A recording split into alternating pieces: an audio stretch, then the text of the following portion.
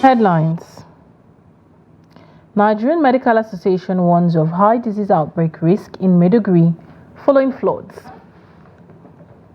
Cholera outbreak kills 4 people in Yobe. Gunmen attack Anambra police station, kill 2 operatives. And on the foreign scene, Mali, Burkina Faso and Niger to launch biometric passports under new alliance. Hello, welcome to News Updates on Trust TV. I am Liliana Gazi.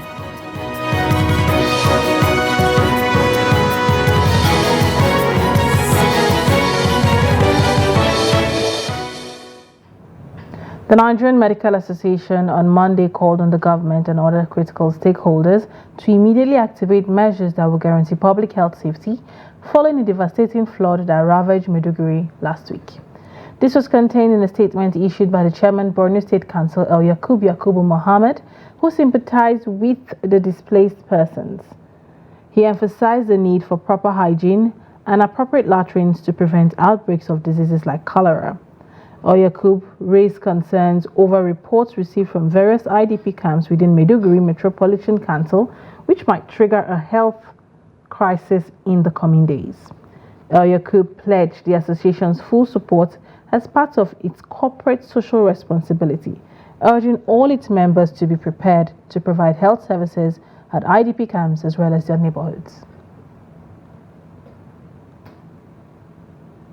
Meanwhile, President Bola Tinubu arrived in Maiduguri, the Borno State capital, on Monday to sympathize with the government and people of the state over the recent flood disaster.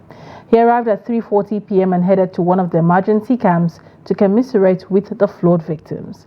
President Tinubu assured the displaced persons at the camp that his government would support them. We will bring you details of this in our subsequent bulletins. Meanwhile, the Borno State Governor Babangana Zulum has urged the National Emergency Management Agency (NMA) to lead intervention and relief efforts for victims affected by the flood disasters that displaced millions from their homes. The emergency situation in Borno made the Director General of National Emergency Management Agency Zubaida Umar to visit the state government to monitor the humanitarian effort and rescue missions happening in flooded areas. The governor called for synergy with other humanitarian agencies and partners for a smooth coordination in the emergency response in the 36 camps and environs. The Director General NEMA, Zubaida Umar, revealed that the United Arab Emirates donated 50 tons of relief items to flood-affected states in the country. We're more or less here to continue to monitor what is ongoing and where else we need to augment. Similarly, we have also provided food and non-food items, which we'll discuss further with His Excellency. Coincidentally, today we received 50 tons from the United Arab Emirates as their own contribution to the federal government of Nigeria. So the major issue is how we can carry out rapid assessment tests and then see how we can join hands to support the entire victims. We work community by communities, we can do in-depth analysis. Otherwise, it's never possible. So my plea to NEMA is that NEMA should work with the community and the SEMA. Now moving on, Borno South Senator Ali Ndume has urged the federal government to establish feeding centers for victims of the flood disaster in Borno State. Lamenting the plight of the victims on Monday in Maiduguri, the former Senate leader called on the federal government to consider the flood disaster a national issue and create emergency feeding and medical centers. The senator, who commended Borno State Governor Babangana Zulum for creation of over 25 camps for the victims, said the Ramat Square in Maiduguri would be a good place for such, adding that emergency feeding is a standard practice worldwide in terms of emergencies such as flooding. What the federal government needs to do is to come and do a really quick survey and then get this dredging equipment to go to the end of the discharging point. Allow discharges when it overflows like this. It discharges in Jerry and is it, what do you call that? Adamari, Zabarmari, the where they farm. Yes. So they need to get there and then try to excavate way out so that the water can now flow and go. The federal government, honestly, we have a scratch of what they are doing, but they need to intensify it to create a national, and this is a national disaster, not only a state disaster. And they should declare a kind of emergency on food and feeding. Meanwhile, a suspected cholera outbreak has killed 4 people, with 2 others hospitalized in Juba local government area of Yobe State. A source from the Primary Healthcare Development Agency, Juba local government office, who craved anonymity, confirmed the development. He said a total of 45 people manifested symptoms of cholera disease, out of which 4 deaths were recorded while 2 were admitted at the PHCC Buninyadi. Reports say following the devastating flood that ravaged some parts of the state, health experts have advocated the need for proper hygiene to prevent outbreaks of diseases like cholera. Another source from the health office in the local government said a rapid response team with the support of partners like WHO, UNICEF and CDC had visited the settlements to intervene with sensitization on hygiene practices. When contacted, the State Commissioner, Ministry of Health and Social Services, Mohammed Lawan Ghana, said the ministry is only aware of acute watery diarrhea cases in a community locked by water in Juba last week. Moving on, Adamawa State is currently battling a cholera that has claimed 4 lives and left 36 hospitalized. This was reported in the Al-Kalwa, Jia and Limawa wards of Yola North local government areas. Chairman of the Yola North local government, Jibran Ibrahim, disclosed this during a visit to the Infectious Disease Center in Yola. He noted that the number of cases has surged from 20 to over 40, with 4 fatalities confirmed. Ibrahim praised the prompt response of health workers, the Red Cross and international partners. He explained that the disease is likely linked to a contaminated water caused by recent flooding. We'll have to commend the health workers, the health team, and indeed our partners for the rapid response of making sure that they respond to the affected people immediately. A lot of them are responding to treatments, and it is our own duty to also go back to our communities and sensitize people of the need to take hygiene seriously and to avoid contaminated foods and water in order that we save our people. It is most unfortunate, but we hope and believe that it will be curtailed as soon as possible. Now moving over to insecurity, gunmen on Monday set ablaze the Umunzi police station in Orumba South local government area of Anambra State and killed 2 policemen. The suspected gunmen attacked the police station with improvised explosives, shooting sporadically and causing the fire to raise a part of the station. During the attack, 2 police operatives on duty were killed as they were attempted to resist the assailant and prevent further damage. Confirming the attack, Anambra State Police Command spokesperson SP Tochukwu Ikenga stated that the bodies of the deceased policemen have been recovered and taken to the morgue. He also said joint security forces, including the police, army, navy, civil defense and other agencies, have recovered 5 unexploded improvised explosives and are pursuing the arsonist and members of the armed secessionist group responsible for the attack on the Umunzi police station on Monday. No fewer than 8 persons were killed on Monday, reportedly injured, and 1 killed in a head-on collision between 2 buses on the 3rd Mainland Bridge near Ilaje area of Lagos State. The crash occurred as the 2 Mazda commercial buses engaged in a high-speed chase from Adeniji Adele, according to a statement by the Director of Public Affairs and Enlightenment Department, Lagos State Traffic Management Authority, Adebayo Taufik. The statement noted that the intervention of the last-mile officials facilitated the rapid rescue of 8 passengers, all of whom suffered severe fractures, adding that this serves as a reminder of the catastrophic consequences of irresponsible driving practices. The agency also sympathized with the family of the bereaved and wished the injured a swift and full recovery. In another related development, an accident was recorded on Monday involving a Honda CR-V which overturned on the bridge near the University of Lagos waterfront.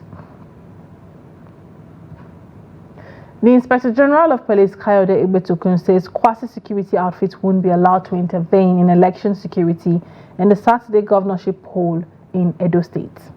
He stated this on Sunday during the Edo Election Security Town Hall program. Igbetokun assured that the police will be impartial, professional and vigilant while providing an A-level playing ground for all the political parties and their candidates.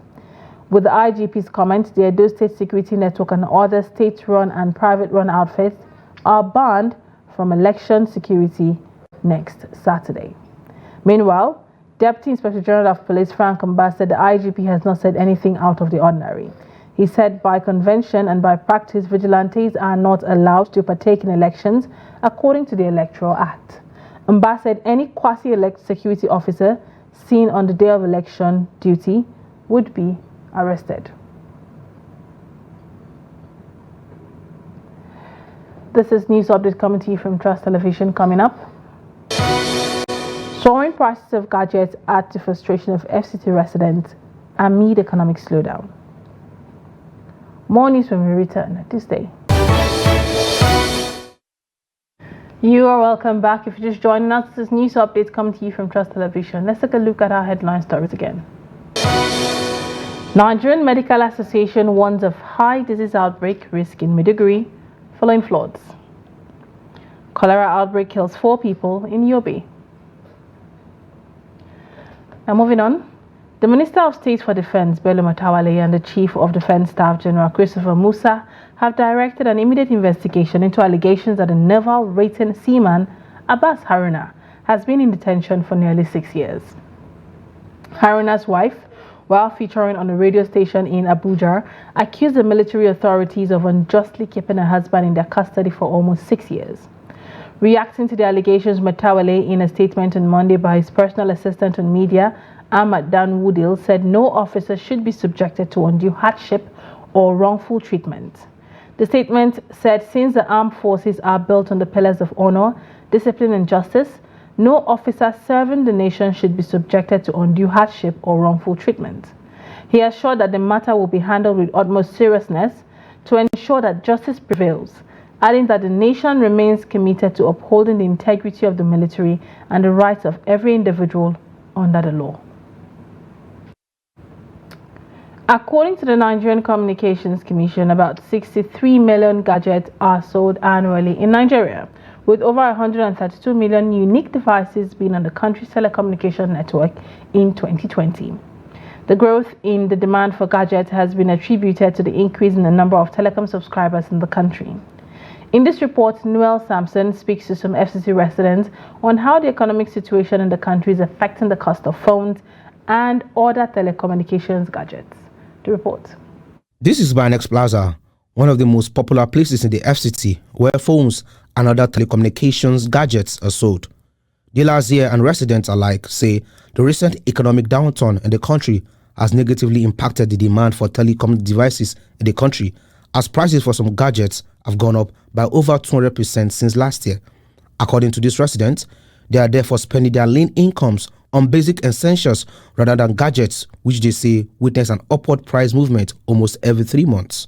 4-5 months back, you can get an iPhone 7 Plus for like 70,000, but now you can get it for like 120, 130. So it has gone up and it's not coming down. Yes.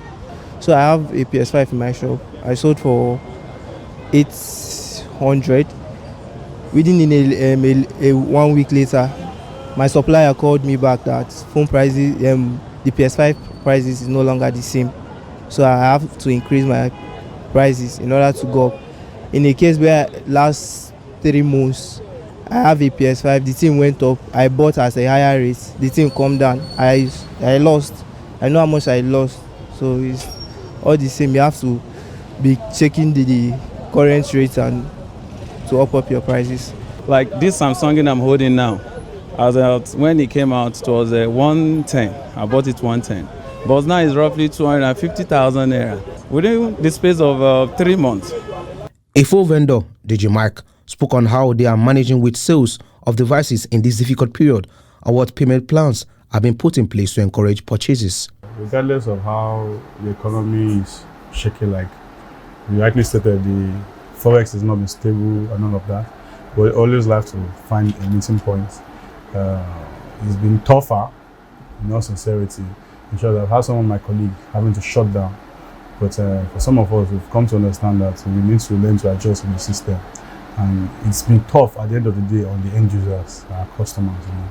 The price, some people bought some things, say, let's say 100,000 some time last year, and now they're coming to buy the same thing, and it's almost 5 times to the price. You know, now it has also kind of helped some for those that wanted to now resell. The resale value have gone up, but whatever they're buying next is higher. Okay, because of the high prices of things, most customers tend to now prefer to, number one, go for used devices. Understand? Because the new ones now are a bit pricey. But even for those that want to buy the new ones, there's something called instrumental payments. We have different. We have about 4 different organizations now that partner with us, the business guys, to help these customers buy. Thank God for BVN and NIN and what have you. They can buy, pay part payment, then spread the rest over a period of time, and that has been helpful. The surge in demand for phones and gadgets, many say, is because they are helping in making lives easy and convenient by providing avenues for people to communicate with loved ones and also work efficiently. Noel Samson, Trust TV News, Abuja. And in business, the National Bureau of Statistics, NBC, says Nigeria's headline inflation dropped to 32.15% in August.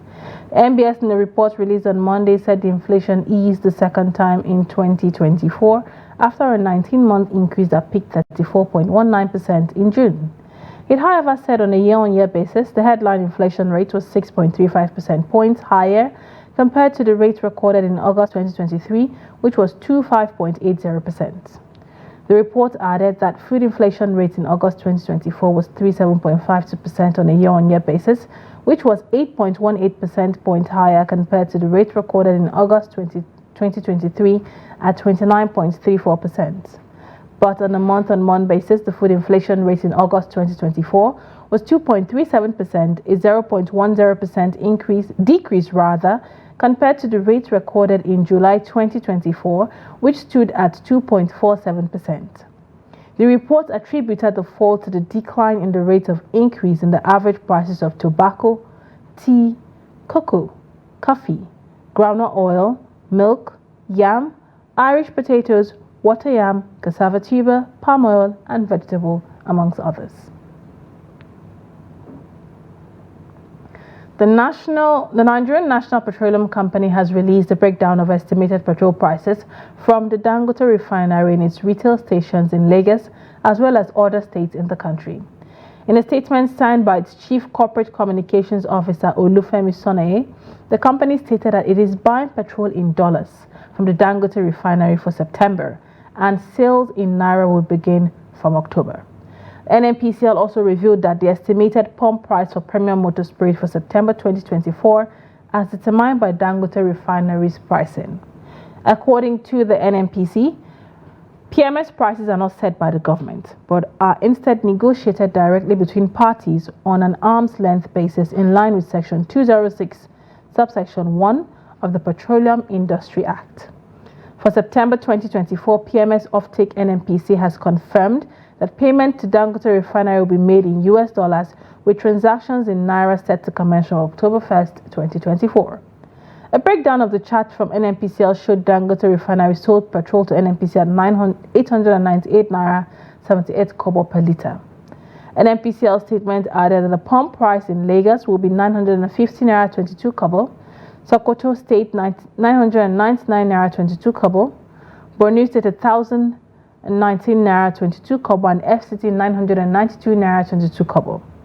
A further breakdown showed that Northeast State will be paying the highest per litre from 1,019 Naira, followed by Northwest State from 999 Naira 22 kobo, North Central State from 992 Naira 22 kobo, Southeastern State from 980 Naira 22 kobo, South State from 980 naira 22 kobo, and Southwest States paying the least from 906 naira 22 kobo, except Lagos State paying from 950 naira 22 kobo.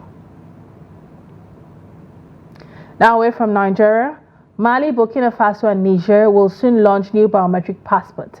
Mali's military leader Colonel Assimiti Goita said on Sunday as the wanted-led states look to solidify their alliance after splitting from regional bloc ECOWAS.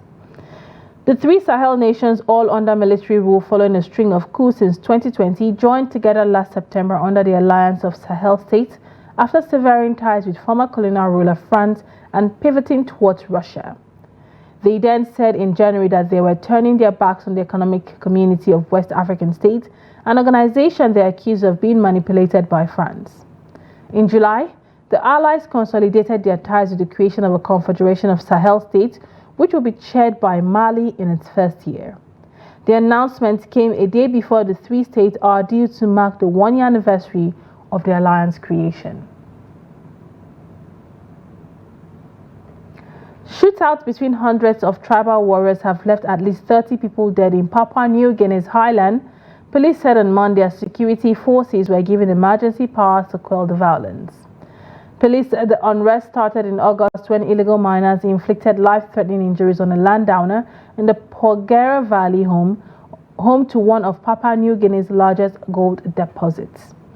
Peace talks failed and the situation spiraled into intense tribal fighting that saw 300 shots fired on Sunday alone, according to Police Commander Joseph Tondop. Police said 30 men had been killed across the rival clans and hundreds of women and children displaced, with many homes burned to the ground.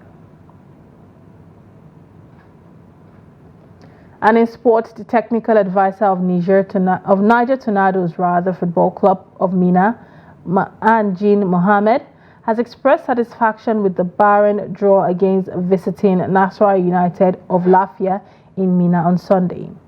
The match was a match day 2 fixture on the ongoing 2024-2025 Nigeria Professional Football League. Tornadoes returned to their home ground after 4 years of playing their home games away due to bad turnoff. Mohammed blamed the inability of his side to defeat the visiting team to pressure from the huge home crowd who turned out to cheer the team after 9 years of not watching them play at home. With that, we've come to the end of News Update here on Trust TV. Do also follow us across all our social media platforms for more news, programs, and documentaries. Thanks for watching. I am Lilian Ogazi. Bye for now.